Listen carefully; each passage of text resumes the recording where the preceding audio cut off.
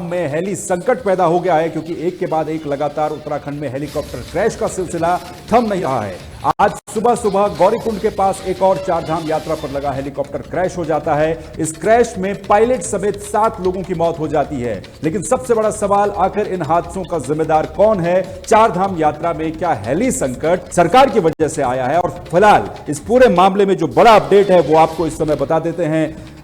बाबा केदार के सभी यात्रियों के कुशल होने की कामना की है पुष्कर सिंह धामी ने। उत्तराखंड के सीएम मुख्यमंत्री पुष्कर सिंह धामी ने हेलीकॉप्टर हादसे पर दुख जताया है। केदारनाथ यात्रा मार्ग पर यह हेलीकॉप्टर क्रैश हुआ है और फिलहाल अगले आदेश तक जो हेली संचालन है उस पर रोक लगा दी गई है। खराब वजह फिलहाल प्रारंभिक कारण बताया जा रहा है और एसडीआरएफ इस समय रेस्क्यू ऑपरेशन में वहां पर लगा हुआ है। लेकिन इस बीच दुखद खबर यह कि इस हेलीकॉप्टर में पायलट समेत कुल 7 लोग सवार थे और ये सातों के सातों लोग इस हादसे में मारे गए हैं। सुबह करीब 5:30 पर यह हेलीकॉप्टर क्रैश हुआ था। जो जानकारियां सामने आई हैं और जो हेलीकॉप्टर क्रैश हुआ वो उस वक्त हुआ जब यह हेलीकॉप्टर केदारनाथ से वापस गुप्त काशी की ओर आ रहा था और गुप्त काशी की ओर आते समय गौरीकुंड सोनप्रयाग के आसपास कहीं जंगलों में यह हेलीकॉप्टर क्रैश हो जाता है। अब इस हेलीकॉप्टर क्रैश के बाद यह सवाल उठता है कि कुछ ही दिन पहले रुद्रप्रयाग के बड़ासू में हमने देखा था एक हेलीकॉप्टर क्रैश लैंडिंग करता है या फिर यह कहीं कि टेक ऑफ करते समय ही क्रैश हो जाता है। उससे कुछ दिन पहले केदारनाथ में एक एयर एम्बुलेंस होती है जिसका पीछे का पार्ट टूट जाता है और उससे कुछ दिन पहले एक और हेलीकॉप्टर उत्तरकाशी में क्रैश होता है। लेकिन आज के क्रैश की ये 2 तस्वीरें आप देखिए। सुबह 5:30 पर यह हादसा होता है। केदारनाथ से लौट रहा था यह हेलीकॉप्टर और यह क्रैश हुआ। एसडीआरएफ की टीम अभी रेस्क्यू में लगी है, लेकिन रेस्क्यू का अपडेट यह है कि 7 मौतें इसमें हो चुकी हैं। हादसा इतना भीषण था, इतना भयावह था कि इस क्रैश साइट पर आपको हेलीकॉप्टर के पार्ट्स नहीं दिखेंगे, सिर्फ और सिर्फ राख चारों तरफ दिखेगी। जब यह हेलीकॉप्टर क्रैश हुआ तो इसकी जानकारी वहां पर काम कर रहे मजदूरों ने, जो कि नेपाली मूल के मजदूर थे, उन्होंने पूरी दुनिया तक पहुंचाई और यही वो पहला वीडियो है जो आप देख रहे हैं। सुबह 5:30 पर जब यह हादसा हुआ उसके बाद ये वीडियो कॉल आता है। फिर सामने आती है यह खबर कि हेलीकॉप्टर एक और क्रैश हो चुका है चारधाम यात्रा के दौरान और अब बहुत सारे सवाल हैं जिनके जवाब ढूंढना बहुत ज्यादा जरूरी है। एसडीआरएफ की टीम, स्थानीय प्रशासन और पुलिस टीम लगातार रेस्क्यू में लगी हुई है, लेकिन क्योंकि खराब मौसम था और खराब मौसम को ही वजह फिलहाल माना जा रहा है इस हेलीकॉप्टर क्रैश का। लेकिन इससे पहले जो एक के बाद एक लगातार हेलीकॉप्टर क्रैश होते गए हैं उसके बारे में क्या कहा जाएगा। तो ये तमाम तरह के अपडेट्स हैं। ये 2 तस्वीरें हैं जो आपने देखी हैं आज के दिन की इस हेलीकॉप्टर क्रैश की। कुछ ही दिन पहले अहमदाबाद में एक बहुत बड़ा भीषण प्लेन क्रैश हुआ था और अब उत्तराखंड की चारधाम यात्रा पर। हालांकि यहां पर कोई नई बात हेलीकॉप्टर का क्रैश होना अब नहीं रह गया है। आए दिन हर 10-15 दिन के गैप में एक न एक हेलीकॉप्टर क्रैश हो रहा है। इसकी वजह क्या है? क्या हेलीकॉप्टर में लगातार जिस तरह से उड़ानें संचालित हो रही वो इसकी वजह है, या फिर जो लापरवाहियां बरती जा रही है वो इसकी वजह है, या फिर जिन मानकों का पालन नहीं किया जा रहा है वो इसकी वजह है? तमाम तरह के कारण है और मृतकों की सूची एक बार आपको दिखा देते हैं। इस हादसे में किन किन लोगों ने अपनी जान गंवाई है। विक्रम 46 साल जिनकी उम्र है, रुद्रप्रयाग के ही रहने वाले हैं लोकल। विनोद देवी 66 साल इनकी उम्र है, ये बिजनौर उत्तर प्रदेश की रहने वाली थी। तुष्टि सिंह 19 साल इनकी उम्र है, बिजनौर उत्तर प्रदेश के रहने वाले थे। राजू कुमार जायसवाल 41 साल उम्र है, महाराष्ट्र के रहने वाले थे। शारदा जायसवाल इन्हीं के परिवार से होंगी, 35 साल उम्र है, महाराष्ट्र के। और काशी 23 महीने की एक बच्ची इस हादसे में वो भी मारी गई है जो कि महाराष्ट्र की रहने वाली थी। और इसके अलावा 7वां नंबर आता है इस हेलीकॉप्टर के पायलट का, कैप्टन राजीव, जो कि राजस्थान के रहने वाले थे और आर्यन एविएशन में काम करते थे। आर्यन एविएशन का ही यह हेलीकॉप्टर है जो क्रैश हुआ है और इस क्रैश में पायलट समेत 7 लोगों की मौत हो गई है। ये उन 7 लोगों के नामों की लिस्ट है जो इस क्रैश में मारे गए हैं और ये उस क्रैश का वीडियो है। आप क्रैश साइट को देख सकते हैं किस तरह से सिर्फ और सिर्फ राख मलबा नजर आ रहा है। यानी कि इन तस्वीरों से हम ये अनुमान लगा सकते हैं कि जब ये हेलीकॉप्टर क्रैश हुआ होगा तो जैसा हमने अहमदाबाद में देखा था वैसे ही यहां पर भी एक धमाका हुआ होगा। इस हेलीकॉप्टर में पूरी तरह से आग लग गई। अब ये एसडीआरएफ की टीम है, जो इस समय वहां पर रेस्क्यू ऑपरेशन में जुटी हुई है। एसडीआरएफ की तरफ से, स्थानीय पुलिस की तरफ से वहां पर रेस्क्यू चलाया जा रहा है। कठिन परिस्थितियां हैं, जंगलों में ये क्रैश हुआ है, लेकिन फिलहाल एसडीआरएफ की टीम वहां पर मौके पर पहुंच चुकी है। और क्यों ये हेलीकॉप्टर क्रैश हो रहे हैं आखिर, कई सारे सवाल हैं। क्या टेक्निकल रीजन कुछ है या फिर जो लापरवाहियां हो रही हैं वो कुछ है? इस समय हमारे साथ एक्सपर्ट जुड़ चुके हैं। डॉक्टर एसके चौहान जुड़ चुके हैं, डायरेक्टर हैं AIA यानी कि अल्पाइन इंस्टीट्यूट ऑफ एरोनॉटिक्स और पूर्व एयरक्राफ्ट मेंटेनेंस इंजीनियर भी रह चुके हैं। डॉक्टर एसके चौहान साहब, आपका बहुत बहुत स्वागत है तहलका डिजिटल पर। सबसे पहला सवाल तो यही कि एक के बाद एक हम देख रहे हैं। आज खराब मौसम वजह थी, लेकिन बड़ासू में हमने देखा क्रैश लैंडिंग हो गई, उससे पहले एयर एम्बुलेंस क्रैश हो गई। क्यों उत्तराखंड की चारधाम यात्रा में ये लगातार एक के बाद एक हेली हादसे हो रहे हैं? देखिए साहब, सबसे पहले तो ये बहुत दुखद है कि आज की जो ये दुर्घटना हुई और किसी परिवार के किसी भी सदस्य का इस प्रकार से जो है, जो मन से तो जो है यात्रा के लिए आते हैं और केदारनाथ या बद्रीनाथ धाम जो है भगवान के दर्शन करने आते हैं, और इस प्रकार से जो है परिवार को अगर समाचार मिले तो बड़ा दुखद हो जा रहा है। और अगर हेली सेवाओं का कह दें या हेलीकॉप्टर की दुर्घटनाओं का कह दें, तो निरंतर जो है 10-15 दिन में, जैसे आपने कहा, कि कोई ना कोई दुर्घटना हो रही है। देखिए, अभी अगर देखा जाए तो उत्तराखंड की भौगोलिक परिस्थितियों को देखते हुए यहाँ पर जो बहुत जरूरी है उनका ये है कि यहाँ पर जो भी पायलट यहाँ पर जहाज उड़ाने के लिए डिफरेंट हेलीकॉप्टर ऑर्गेनाइजेशंस में वर्क करें, उनकी एफिशिएंसी कैपेबिलिटी क्या, यहाँ की भौगोलिक दृष्टि से उड़ाने का उनका एक्सपीरियंस है, बिल्कुल। इससे पहले भी रहा है। इन सब चीजों पे एक जो है ध्यान देने की बहुत जरूरत है, जी सर, एक और क्योंकि चीज आपसे निरंतर जानना जो है। चाहूंगा। आपने कहा कि एफिशिएंसी है उन पायलट्स की जो यहाँ पर हेलीकॉप्टर उड़ा रहे हैं। हम फोर व्हीलर्स या फिर टू व्हीलर्स के मामले में देखते हैं कि भाई मैदानी रास्ते अलग होते हैं, पहाड़ी रास्ते अलग होते हैं। क्या हेलीकॉप्टर में भी इसी तरह की चीजें होती हैं? मैदानी इलाकों में अगर हेलीकॉप्टर उड़ रहा है वो अलग है, और केदारनाथ क्योंकि एकदम घाटी में है, वहां पर कुछ अलग स्किल्स चाहिए होती हैं। देखिए, बात क्या है कि अगर कभी भी पायलट की रेटिंग का होता है तो ऐसा तो नहीं होगा कि जो भी पायलट्स यहाँ पर फ्लाई कर रहे होंगे उनकी रेटिंग इसके अनुरूप जरूर होगी, पर फिर भी कभी कभी ऐसा होता है कि कुछ पायलट्स जो है उनका जो है एक एक्सपीरियंस जो है क्लियरेंस रीजन में, क्योंकि यहाँ की सबसे बड़ी प्रॉब्लम क्या है, वो है अनप्रेडिक्टेबल वेदर। एकदम से जो है अप्रत्याशित जो है मौसम में चेंज हो जाना, एकदम से बारिश का कुछ हो रहा, फॉग एकदम से हो जाना, हवा का तेज होना।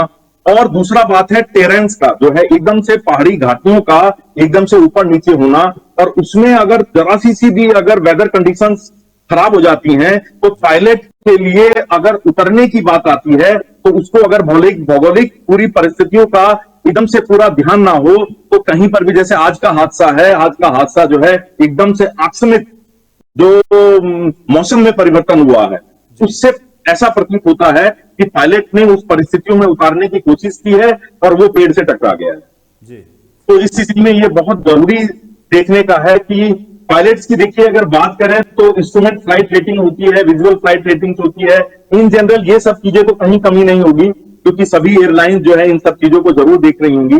और निरंतर जब ये इतने एक्सीडेंट्स हुए हैं तो अपने हेलीकॉप्टर के ऑर्गेनाइजेशंस भी और डीजीसीए भी इस सब चीजों पर बड़ी पैनी नजर रख रहे होंगे। पर इस बात को आज की परिस्थितियों को देखते हुए और ये निरंतर जो जो एक्सीडेंट हो रहे हैं इनको देखते हुए इस नियमावली में बिल्कुल बड़ी सुदृढ़ता से इन सब चीजों को गवर्न करने की बहुत बड़ी जरूरत है। बिल्कुल, गवर्न करने की बहुत बड़ी जरूरत है। लेकिन सर, एक सवाल ये भी उठता है कि पिछले कई हादसे हो चुके हैं, डीजीसी और सरकार कहती है कि हम लगातार जांच तो कर ही रहे हैं। अब जांच बैठ तो जाती है, उठती नहीं है, उसके बाद पता नहीं चल पाता कि क्या हुआ है क्या नहीं हुआ है। एक और वजह क्या ये भी हो सकती है, हम देख रहे हैं चारधाम यात्रा में केदारनाथ आप जाएं तो वहां पर आपको हर 5 मिनट में, 6 मिनट में, 7 मिनट में हेलीकॉप्टरों की आवाजाही दिखती है। 20 सेकंड लगते हैं एक हेलीकॉप्टर को आने में, लैंड होने में, सवारियों को उतारने में, फिर उड़ने में। क्या ओवरलोड ज्यादा हो गया है, यात्रियों का प्रेशर ज्यादा है, बहुत ज्यादा चक्कर लग रहे हैं जिस वजह से हादसे हो रहे हैं? मेंटेनेंस ऐसे में कैसे होती है एक हेलीकॉप्टर की मेंटेनेंस को रखना, उसका जो पायलट है उसकी मनोस्थिति किस बैलेंस रहे, उन सब चीजों के बारे में क्या कहेंगे? देखिए, सारे के सारे पॉइंट जो भी आपने बताया बहुत वैलिड पॉइंट्स हैं। इन सब चीजों पे मेन चीज ये है कि क्या एक पर्टिकुलर रिकॉर्ड इन सब चीज का लेआउट, जैसे अभी मुख्यमंत्री धामी साहब का एक इसमें वर्जन आ रहा था कि यहाँ पर हमें जो है एक कंट्रोल सेंटर जो है सेटअप करना पड़ेगा, और कंट्रोल सेंटर निरंतर जो है जो पायलट के साथ भी कंटिन्यूस ये होगा, उसका रोस्टर का चेकअप होगा कि कितनी फ्लाइट्स उसने पूरे दिन में की है, कौन सी एयरलाइंस कितनी फ्लाइट एक हेलीकॉप्टर से करा रही है। इन सब चीजों पर बहुत पैनी नजर रखने की जरूरत है, क्योंकि देखिए बात क्या है, एक्सीडेंट हो जाने के बाद कोई भी जो है टीपा टिप्पणी तो हो सकती है, जी पर कैसे इन एक्सीडेंट्स को रोका जा सकता है, क्योंकि एक परिवार का कोई सदस्य खो जाता है, बिल्कुल उसका कुछ नहीं हो सकता है, उसको पुनर्जीवित नहीं किया जा सकता है। उसके इसलिए ये हमें आने वाले समय के लिए इन दुर्घटनाओं को कैसे रोका जाए, कैसे नियमावली जो है इतनी पुष्ट बने कि आने वाले समय में ऐसी दुर्घटनाएं ना हो। जी बिल्कुल। और ऐसे में लोगों को जान गंवानी पड़ती है। सोचिए 23 साल की, 23 महीने की एक बच्ची वो भी मारी गई है। मैं आपसे ये जानना चाहूंगा सर कि किसी हेलीकॉप्टर की मेंटेनेंस के क्या क्या पैमाने होते हैं, किन किन पैमानों पर खरा उतरना चाहिए अगर वो फ्लाई करने जा रहा है। और क्योंकि हमने इस हेलीकॉप्टर हादसे की जो टाइमिंग है वो देखी, सुबह 5:30 पर यह हादसा बताया जा रहा है। वक्त है, ऑब्वियसली मौसम विभाग कह चुका था पहाड़ों में वैसे भी मौसम खराब ही चल रहा है, लेकिन ये कौन तय करता है कि हेलीकॉप्टर कितने बजे से उड़ान भरेंगे। मेरे हिसाब से तो अंधेरे में हेलीकॉप्टर उड़ान भरते नहीं होंगे, तो सुबह 5:30 टाइमिंग, क्या हेली कंपनियां अपनी ही मर्जी से उड़ रही हैं या फिर कोई उनको मॉनिटर कर रहा है? देखिए, ये सब प्रश्न जो है अब पहले भी इस बात के बारे में जो है मुख्यमंत्री जी ने कहा था कि यूकाडा से हेलीकॉप्टर सेवाओं के लिए जो है एक नियमावली बनेगी और इस नियमावली में इन सब चीजों की जानकारी होगी कि किसको कब से और कैसे जो है इन सब चीजों को करना है और कैसे जो है रखरखाव। देखिए, रखरखाव में इन जनरल जो है जो भी स्टैंडर्ड प्रोसीजर्स हैं डीजीसी के द्वारा नियमित किए गए हैं सर्टिफिकेट ऑफ एयरवर्दीनेस के लिए, तो वो तो कहीं पर भी ऐसा नहीं है कि इन सब में कोई भूल चूक हो सकती है। पर मेन चीज जो हिमालयन टेरेन में जो है हेलीकॉप्टर के उड़ने की आ रही है, वो आ जा रही है अप्रत्याशित एकदम से जो है मौसम में परिवर्तन होने का।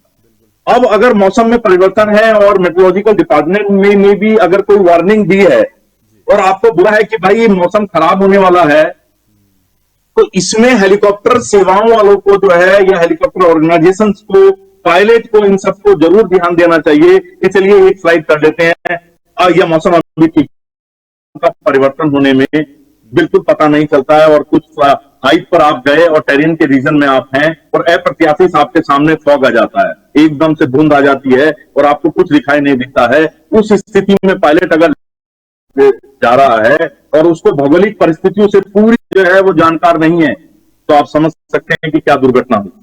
जी बिल्कुल। और इस वाले की तो हमने देखा कि सुबह 5 बजे मौसम खराब हो गया है, लेकिन जो हमने बड़ासू का हादसा देखा था वो टेक ऑफ कर रहा था जो हेलीकॉप्टर, वो एकदम से गिर गया। तो ऐसे में इनकी मेंटेनेंस को लेकर के तो सवाल हो ही रहे हैं, लेकिन ये जिम्मेदारी तो एक तरीके से एविएशन कंपनियों की ही बनती है जो वहां पर चला रहे हैं। नहीं, देखिए सर, बात क्या है कि मेंटेनेंस का एक स्टैंडर्ड प्रोसीजर्स होता है कि इतने आवर्स के बाद या इतनी लैंडिंग्स के बाद या इस समय के बाद जो है इसकी मेंटेनेंस होनी है और ये कंपोनेंट जो है इतने आवर्स के बाद चेंज होना है, या ये सब चीजें, ये सब है नियमावली इसकी बिल्कुल है। जो आपका एयरक्राफ्ट एक्ट जो है 1934 है और फिर एयरक्राफ्ट रूल्स 1937 है, वो डीजीसी के द्वारा बिल्कुल स्टैंडर्डाइज्ड हैं और जो भी ये हेलीकॉप्टर ऑर्गेनाइजेशन हैं इनका निरंतर ऑडिट होता है और इनके सभी एयरक्राफ्ट का निरंतर जो है एक सर्टिफिकेट ऑफ एयरवर्दीनेस के लिए जो है निरंतर जो है इन पे जो भी मेंटेनेंस की एक्टिविटीज हैं वो रहती हैं। पर ये बहुत ही इंपॉर्टेंट है कि क्या ये यहाँ हिमालयन टेरेन के हिसाब से हम इन नियमावली को, मीन्स मौसम के परिवर्तन से संबंधित अगर कोई दिशा निर्देश हमें दिए गए हैं उनको हम मान रहे हैं कि नहीं मान रहे हैं। देखिए, बाकी तो देखिए फ्लाइंग मशीन है और फ्लाइंग मशीन जो है गई है, अगर अप्रत्याशित रूप से कोई मटेरियल फेलियर हो गया, कोई इक्विपमेंट फेलियर हो गया, तो अब उस चीज में तो अब आप जान ही सकते हैं। हेलीकॉप्टर को अगर देखा जाए और अगर हम जो अहमदाबाद में अभी क्रैश हुआ है, अभी आप सोचिए बोइंग 787 ड्रीम लाइनर, जो कि अपने आप में एविएशन फील्ड का जो है बहुत ही उन्नत टेक्नोलॉजी के साथ उड़ने वाला जहाज है। आप कह नहीं सकते हैं कि कब कौन सा कंपोनेंट और कब कौन से इंजन जो है वो बीच में जो है धोखा दे दे, तो ये तो एक बहुत ही अप्रत्याशित चीज है। पर मौसम से संबंधित अगर चूक से अगर हमारा एक्सीडेंट होता है तो वो वाकई में एक तरह से लापरवाही। बिल्कुल लापरवाही, और इन लापरवाहियों पर जिम्मेदारी भी तय होनी चाहिए। बहुत बहुत शुक्रिया सर हमारे साथ जुड़ने के लिए, तमाम अपने एक्सपीरियंस शेयर करने के लिए। Doctor S K. चौहान जो कि डायरेक्टर हैं AIA और पूर्व एयरक्राफ्ट मेंटेनेंस इंजीनियर भी रह चुके हैं, बखूबी तरीके से उन्होंने बताया कि किन किन तरीके से जो नियम कायदे कानून है उनका पालन होना चाहिए। टेक्निकल खराबी है, मशीन है उड़ रही है तो कभी भी टेक्निकल खराबी आ सकती है, लेकिन रोज रोज हम जिस तरह से देख रहे हैं वो बड़ी चिंता का विषय है। 3 तस्वीरों में आपको दिखाते हैं कि पिछले कुछ समय में उत्तराखंड में कितने हेलीकॉप्टर हादसे हुए हैं। कब थमेंगे ये हादसे, सबसे बड़ा सवाल यही है। 38 दिनों में ये 3 हेलीकॉप्टर हादसों की तस्वीरें आप देखिए। 8 मई को उत्तरकाशी में हेलीकॉप्टर हादसा हुआ था, 6 से 7 लोग उसमें मारे गए थे। 7 जून को कुछ दिन पहले ही बड़ासू में ये हेलीकॉप्टर टेक ऑफ करता है लेकिन क्रैश लैंडिंग कर जाता है नीचे हाईवे के ऊपर, और ये देखिए कार इसकी चपेट में किस तरह से आई, अगल बगल का इंफ्रास्ट्रक्चर कैसे ध्वस्त हो गया। और 15 जून हैं गौरीकुंड में सुबह सुबह 5:30 पर एक हेलीकॉप्टर जो कि केदारनाथ से गुप्तकाशी वापस आ रहा होता है, लेकिन इसी बीच वो क्रैश हो जाता है और 7 लोगों की मौत इसमें हो जाती है। अब ये तो 3 वो बड़ी तस्वीरें हैं जो मैंने आपको दिखाई है। इसके अलावा भी कई ऐसी तस्वीरें हैं, जैसे आप केदारनाथ में ही हेली एम्बुलेंस जो थी वो क्रैश हो गई थी, 3 लोग उसमें बैठे थे, हालांकि नुकसान वहां नहीं हुआ। इसके अलावा 3-4 और ऐसे छोटे छोटे क्रैश हो चुके हैं। शंकाएं थी कि लगातार एक के बाद एक जिस तरह से क्रैश हो रहे हैं, छोटे छोटे क्रैश जिनमें कुछ हुआ नहीं, सिर्फ अगर ये उत्तरकाशी की घटना को हटा दें जिसमें 6 से 7 लोगों की मौत हुई थी, उसके अलावा जितने भी क्रैश हुए हैं उसमें सब बाल बाल बच चुके थे। तो क्या वो संकेत थे, जैसा कि हम लगातार कह रहे थे कि क्या ये संकेत, अगर ये एविएशन कंपनियां उड़ती रही इसी तरीके से, अगर उच्च हिमालयी क्षेत्र को, ऐसे सेंसिटिव इलाके को आपने मजाक बना करके रख दिया, हेलीकॉप्टर उड़ा उड़ा करके, जैसे शहरों में विक्रम टेम्पो चलते हैं उस तरीके से अगर आप वहां पर लगातार हेलीकॉप्टर उड़ाएंगे तो इसके परिणाम होंगे। और 15 जून आज गौरीकुंड की तस्वीरें 7 जाने चली गई साहब उन परिवारों की, और इसमें एक 23 महीने की बच्ची भी शामिल थी। सोचिए अब इसकी जिम्मेदारी कौन लेगा? यूकाडा क्या मॉनिटरिंग कर रहा है? यूकाडा कहता है कि भाई हम जांच करवा रहे हैं, हर बार जांच करवा रहे हैं। जो एविएशन कंपनियां हैं, चाहे वो आर्यन वाली रही हो या फिर ट्रांस एविएशन रहा हो, जो भी कंपनियां रही हो, किस तरीके से हेलीकॉप्टरों का संचालन वहां पर कर रही हैं, इनका मेंटेनेंस किस तरीके से करवा रही हैं, रखरखाव किस तरीके से करवा रही हैं, पायलट्स को कितना रेस्ट दिया जा रहा है, ये तमाम सवाल हैं। तो ये तमाम सवाल हैं। अब इसके बावजूद भी इन सवालों का जवाब कौन देगा? आपको मुख्यमंत्री पुष्कर सिंह धामी का भी बयान सुनाते हैं, जो मुख्यमंत्री पुष्कर सिंह धामी का बयान इस घटना के बाद आया है। अभी फिलहाल अगले आदेश तक सभी उड़ानों पर, हेलीकॉप्टर की उड़ानों पर रोक लगा दी गई है, लेकिन आगे इसमें जांच करवाएंगे, बैठवाएंगे, ये तमाम बातें आप एक बार कुछ रिपीट मोड में सुनेंगे। सुनते हैं मुख्यमंत्री पुष्कर सिंह धामी क्या कह रहे हैं। बहुत दुखद घटना है और खतरनाक खराब मौसम के कारण एक हेलीकॉप्टर घटनाग्रस्त हो गया। मैं सबसे पहले तो जो दुर्घटना में जिनकी जान गई है, जो हताहत हुए, उनके लिए भगवान से प्रार्थना करता हूँ कि भगवान उनको अपने श्री चरणों में स्थान दे और उनके परिवार के लोगों को जो असमय दुख आया है, कष्ट आया है, उस दुख को सहन करने की शक्ति प्रदान करें। और साथ ही इनको गंभीरता से लेते हुए हमने तत्काल एक आपातकालीन बैठक बुलाई है और उस बैठक में निर्देश दिए हैं कि एक सख्त SOP बनाई जाए, जिसमें किसी भी कीमत पर जो हमारे DGCA के रूल हैं, मानक हैं, उनके मानकों के साथ किसी भी प्रकार का कोई भी ढिलाई न बरती जाए। और जो उच्च हिमालयी क्षेत्र है, उच्च हिमालयी क्षेत्रों में चलने वाले पायलटों को उसका अनुभव हो, ये एविएशन कंपनियां भी सुनिश्चित करें। एक कंट्रोल एंड कमांड सेंटर यहाँ पर स्थापित किया जाए और जो इस घटना में दोषी हैं, जिनके कारण से घटना हुई है, उनको तत्काल उनके खिलाफ सख्त कार्रवाई की जाए। और आज और कल 2 दिनों तक सभी एविएशन कंपनियां और DGCA और यूकाडा और AIB सब मिलकर पहले एक बार पूरे आगे की हेली सेवा के लिए समीक्षा करें, तत्पश्चात ही हेली सेवा को चलाया जाए। आज और कल हेली सेवा नहीं चलेंगी, खराब मौसम भी है और जब तक लोग यात्रियों की सुरक्षा सुनिश्चित नहीं हो जाती तब तक ये सेवाएं बंद रहेंगी, क्योंकि हमारे लिए एक भी यात्री की। तो मुख्यमंत्री का कहना है कि एक एक यात्री की जान बहुत कीमती है और बहुत सुरक्षित तरीके से इन हेली सेवाओं का संचालन होना चाहिए। जांच बैठेगी, सख्त SOP बनेगी, यूकाडा अपनी तरफ से देखेगा और फिलहाल 2 दिन तक मुख्यमंत्री का कहना है कि इन हवाई सेवाओं पर, हेलीकॉप्टर सेवाओं पर रोक लगी रहेगी। गणेश गोदियाल का भी बयान आया, वो भी इसके बाद आपको सुनाएंगे, लेकिन फिलहाल हमारे साथ कुलदीप राणा आजाद जुड़ चुके हैं रुद्रप्रयाग से, हमारे सहयोगी। कुलदीप, एक के बाद एक हमने बड़ासू में देखा, उसके बाद आज फिर गौरीकुंड के पास जंगल में यह हादसा हो जाता है। लगातार हादसे हो रहे हैं, जांच बैठाई जा रही है, लेकिन वजह क्या है? दिग्विजय, निश्चित तौर पे आज जिस तरीके से केदारनाथ में एक बार फिर से हेली दुर्घटना हुई है, हेली क्रैश हुई है, इसने हेली कंपनियों को जो पैसे कमाने की होड़ है उस पर सवालिया निशान लगा दिए हैं, क्योंकि केदारनाथ में विक्रम ऑटो की तरह हेली चलाई जा रही है। तो इससे अनुमान लगाया जा सकता है कि किस तरह से मानकों की अवहेलना की जा रही है, मानकों को ताक पे रखा जा रहा है। जबकि आप 2010 से 2025 15 साल की हिस्ट्री देखिए तो 50 से ज्यादा मौतें अब तक केदारनाथ में हेली दुर्घटनाओं में हो चुकी है। तो इससे समझा जा सकता है कि कितनी भीषण त्रासदी के बावजूद भी अगर हेली कंपनियां सबक लेने को तैयार नहीं है, यूकाडा सबक लेने को तैयार नहीं है, DGCA इससे संज्ञान लेने को तैयार नहीं है, तो इससे साफ तौर पे जाहिर होता है कि किस तरह से यात्रियों की जान को जोखिम में डालकर ये हेली कंपनियां वहां पे उड़ाई जा रही है। और आज सुबह 5:15 पर आर्यन कंपनी ने गुप्तकाशी से केदारनाथ के लिए उड़ान भरी थी और 5:25 पर केदारनाथ से फिर वो वापस आ रहा था। सुबह मौसम विभाग ने पूर्वानुमान पहले ही चेतावनी दे रखी थी कि मौसम खराब होगा। आज रुद्रप्रयाग जिले के उच्च हिमालयी क्षेत्रों में बारिश का मौसम रहेगा, लेकिन उसके बावजूद भी क्यों मौसम की अनदेखी की गई, ये सबसे बड़ा सवाल है। और प्रथम दृष्टया यही सामने आया है कि केदारनाथ में जो मौसम खराब होने की वजह से यह हेली क्रैश हुआ है। तो सीधा सवाल ये है कि जब मौसम विभाग ने पहले अलर्ट कर रखा था कि केदारनाथ में आज मौसम खराब रहेगा, तो उसके बाद भी हेली संचालन की परमिशन इनको किसने दी? और अगर परमिशन नहीं दी तो फिर इन्होंने नियमों को क्यों ताक पे रखा? क्यों इस हेली हेली की उड़ान सुबह सुबह तड़के 5 बजे भरी? ये अपना आप में अहम सवाल है। और जो 7 लोग उस हेली में अकाल मौत मरे हैं, इनकी मौत का जिम्मेदार कौन है? ये तमाम जो सवाल हैं ये यूकाडा और डीजीसीए के लिए तय किए जा रहे हैं। आप जैसे बता रहे हैं कि भाई 5:15 पर उड़ान भरी, फिर वो हेलीकॉप्टर जो केदारनाथ पहुंच गया, फिर उसने वहां से 5:25 पर उड़ान भरी। मतलब 10 मिनट में अगर हेलीकॉप्टर इस तरीके से चक्कर काटेंगे, वो भी सुबह सुबह, तब जब कहा गया कि भाई मौसम खराब रहेगा, तो इसकी जिम्मेदारी तो उन एविएशन कंपनियों की है ही जो कि इन यात्रियों की जान के पीछे अपने व्यापार को बड़ा कर रहे हैं। लेकिन इसके अलावा यूकाडा, डीजीसीए जो तमाम गाइडलाइंस है वो तो धरी की धरी रह गई। निश्चित तौर पे जितनी जिम्मेदारी हेली कंपनी, क्योंकि हेली कंपनियों का तो मुनाफा, क्योंकि जितने ज्यादा वो चक्कर लगाएंगे, जितने शटल उनकी होंगी, उतने ज्यादा वो मुनाफा कमाएंगे, पैसा कमाएंगे। लेकिन जो गाइडलाइन है, जो यूकाडा और डीजीसीए है जो जिम्मेदार है इसके, ये आखिर क्यों इसको परमिशन इन्होंने उड़ान भरने की दी? क्यों ये निगरानी नहीं कर? जबकि जब इस साल में ये तीसरा हादसा है।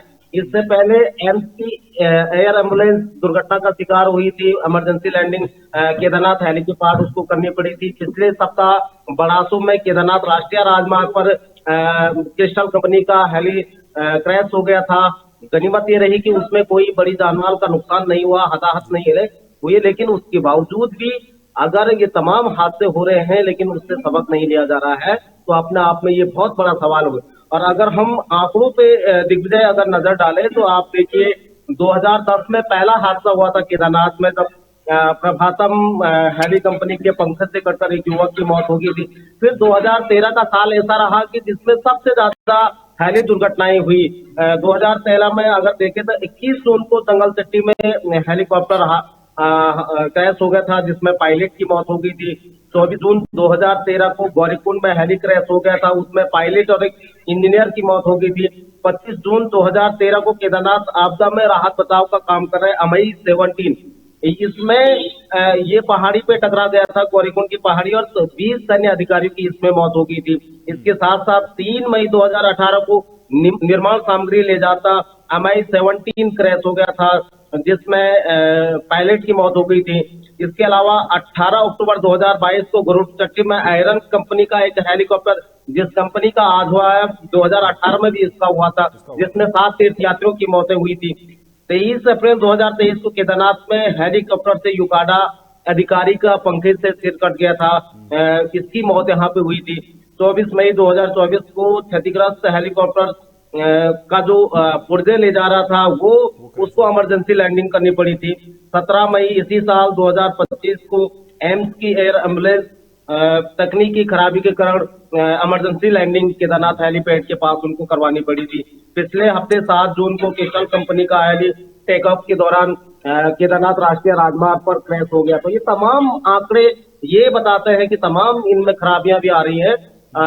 क्यों इनकी तकनीकी जांच पहले नहीं की जाती है? मौसम की जानकारी क्यों इनको स्पष्ट नहीं रहती है? ये तमाम ऐसे सवाल हैं जो तीर्थयात्रियों की जिंदगी पर भारी पड़ रहे हैं, लेकिन सबक लेने को लिए जिम्मेदार तैयार नहीं है। और पुनः जो आज की घटना हुई है, 7 लोगों की अकाल मौतें हुई है, तो अगर इससे भी सबक नहीं ले तो ये तो अपना आप में बहुत बड़ा सवाल है।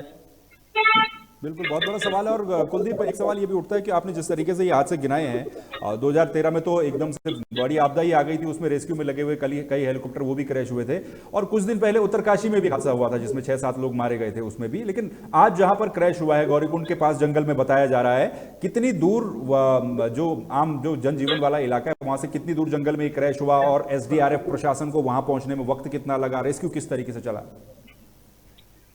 दिग्विजय, ये सुबह जब 5:25 पे ये केदारनाथ से इसने उत्तरकाशी के लिए उड़ान भरी थी, लेकिन इसके अपने निर्धारित समय पे ये जब नहीं पहुंचा तो गौरीकुंड के पास गौरीकुंड खर्क के जंगल बताए जा रहे हैं, जहां पे गौरीकुंड खर्क नामक स्थान है जहां पर ये हेली क्रैश हुआ है। यहाँ से गौरीकुंड की लगभग 2 घंटे का समय राहत और बचाव की कार्यों की जो टीमें थी उनको जाने में करीब 2 घंटे का समय गौरीकुंड से वहां तक लगा है। और करीबन 7 बजे जो एसडीआरएफ, डीडीआरएफ और स्थानीय पुलिस थी वो 7 बजे उस स्थान पे पहुंची। वहां पे जो आर्यन कंपनी का हेली था उसके पूरी तरह से परखच्चे उड़े हुए थे, आग उसमें लगी हुई थी, और कुछ 100 हेली से छिटके हुए थे और कुछ 100 आग में झुलस गए थे। तो एक तरह से ये कहेंगे कि जो 7 लोग उस हेली में थे, 7 के 100 बरामद किए गए, जिसके बाद एसडीआरएफ और डीडीआरएफ की टीमों द्वारा उन सबों को नीचे लाया गया और गौरीकुंड लाया गया, और गौरीकुंड से पोस्टमार्टम के लिए जिला चिकित्सालय रुद्रप्रयाग उनको भेजा गया है। उसके बाद जो तमाम हेली कंपनियां, 9 कंपनियां इस समय केदारनाथ में संचालन हो रहा है, उन सभी हेली कंपनियों पर रोक लगा दी गई है। मुख्यमंत्री पुष्कर सिंह धामी की इस समय हाई लेवल एक बैठक देहरादून मुख्यमंत्री आवास पे चल रहे हैं, वर्चुअल तरीके से ये बैठक चल रही है, और यूकाडा के अधिकारी, मुख्य सचिव के साथ साथ जो हेली सर्विसेज से जुड़े अधिकारी हैं उनसे ये मीटिंग चल रही है, और वो इसमें एक खास तौर पे नई गाइडलाइन एसओपी तैयार करने की बात करें कि एक नई गाइडलाइन, सख्त गाइडलाइन इसके लिए तैयार की जाएगी ताकि किसी भी तरह से मानकों की अनदेखी केदारनाथ हेली संचालन में ना हो और भविष्य में इस तरह के हादसों की पुनरावृत्ति ना हो। इसको लेकर भी ये बैठक है। हालांकि इन बैठकों का दौर, जब कोई भी हादसा होता है तो ये इस तरह की बैठकें आम बात है, नियमों की बात आम हो जाती है, लेकिन फिर से जब हादसे को भूल जाते हैं तो फिर वही मानकों की अनदेखी की जाती है और इसी तरह के हादसों की पुनरावृत्ति होती है। लोग अकाल मौत की लगातार हो रहा है, उसका रिपीटेशन लगातार हो रहा है। बहुत बहुत शुक्रिया कुलदीप, ये पूरी जानकारी देने के लिए, और डेटा समेत आपने बताया कि इस समय वहां पर किस तरह से जो रेस्क्यू ऑपरेशन था एसडीआरएफ का वो चला। 7 बजे के आसपास एसडीआरएफ की टीम वहां पर पहुंचती है। 1-2 हादसे हों तो उनकी कोई बात ही रहे, कोई भी ये कह सकता है कि भाई हेलीकॉप्टर एक मशीन अगर उड़ रही है तो उसमें कभी भी तकनीकी खामी या फिर मौसम की वजह से कोई हादसा हो सकता है, लेकिन एक के बाद एक इस तरह से हादसे होना, डीजीसीए समेत, यूकाडा समेत, सरकार समेत जो हेली कंपनियां 9 की 9 वहां पर संचालित हो रही हैं, उन सब के ऊपर सवाल उठाता है। मुख्यमंत्री के बयान के बाद आपको सुनाते हैं कांग्रेस के नेता, कांग्रेस के पूर्व प्रदेश अध्यक्ष गणेश गोदियाल का भी इस हादसे को लेकर के एक बयान सामने आया, वो क्या कह रहे हैं। केदारनाथ यात्रा में यात्रियों के परिवहन के काम में लगे हुए हेलीकॉप्टर के दुर्घटनाग्रस्त होने का समाचार आया है। बहुत ही दुखद समाचार है, और ये बताया जा रहा है कि करीब 5 यात्री या 5 लोग उसमें हताहत हुए हैं। बहुत ही दुर्भाग्यपूर्ण है। मैं जिन लोगों ने इसमें अपनी जानें गंवाई, मैं परमेश्वर से प्रार्थना करता हूं कि परमेश्वर उनकी आत्मा को अपने श्री चरणों में स्थान दें, और शोक संतप्त परिवारों को इस दुख को सहने के लिए, क्योंकि उनके प्रिय परिजन उनसे बिछड़े हैं, परमेश्वर उनको उस दुख को सहने की शक्ति दे। ये बहुत ही दुखद है, और खास करके 40 दिन के अंतराल में 5 हेलीकॉप्टर दुर्घटनाएं होना, ये बहुत ही दुखदाई है, और निश्चित रूप में हमारे यात्रा के स्कोप पर इसका विपरीत प्रभाव पड़ना निश्चित है। मैंने पहले भी कहा है और आज दोबारा इस बात को कहना चाहता हूं कि सरकार इन हेलीकॉप्टर सेवाओं के संचालन करने वाली जो कंपनियां हैं, और ये इसमें जो नियम कानून है हेलीकॉप्टर को संचालित करने के लिए, जो रेगुलेटरी अथॉरिटी हैं, इन रेगुलेटरी अथॉरिटीज को थोड़ा टाइट करें और ये देखें कि ये हेलीकॉप्टर नियमानुसार चल रहे हैं कि नहीं, इनकी जांच हो रही है कि नहीं, ये तकनीकी रूप से ठीक है कि नहीं, ये बहुत आवश्यक है देखना। मैंने सुना कि आज की दुर्घटना 5:30 बजे के आसपास हुई। क्या 5:30 बजे हेलीकॉप्टर का उड़ना नियमानुसार था या नहीं था, इस बात को भी परखा जाना चाहिए। तो ये बहुत ही दुखद है, लेकिन जो हो गया उससे सीख लेते हुए सरकार आगे इस जो रेगुलेटरी अथॉरिटी है इसकी और हमारा जो डिपार्टमेंट है उत्तराखंड का उकाडा, ये इस प्रकार की व्यवस्था करें कि ऐसी दुर्घटनाओं की पुनरावृत्ति न हो, क्योंकि उत्तराखंड में लोग चारधाम यात्रा के लिए आते हैं और अगर इस प्रकार की बातें रोज रोज होती रही तो निश्चित रूप में लोगों के आने पर इसका विपरीत प्रभाव पड़ेगा और जिसका अंततोगत्वा असर यात्रा पर पड़ेगा।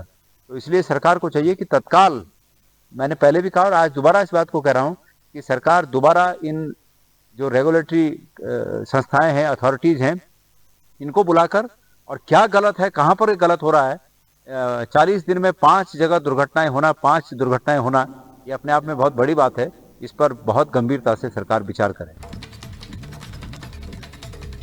2 महीने से भी कम समय में 5 दुर्घटनाएं होना कोई सामान्य बात नहीं है, यही कहना था गणेश गोदियाल का भी। लेकिन अब सवाल ये कि क्या इस हादसे से भी सीख ली जाएगी, जैसा कहा जा रहा है मुख्यमंत्री के द्वारा कि नई एसओपी बनाई जाएगी और इसका सख्ती से पालन करवाया जाएगा। लेकिन क्या इस एसओपी का वाकई में धरातल पर पालन होता है? क्या दोबारा सुबह 5 बजे या 5:30 बजे केदारनाथ के लिए कोई हेलीकॉप्टर उड़ान भरेगा या नहीं भरेगा? ये तमाम बातें देखने वाली। फिलहाल के लिए इतना ही। आप बने रहिए तहलका डिजिटल के साथ। नमस्कार।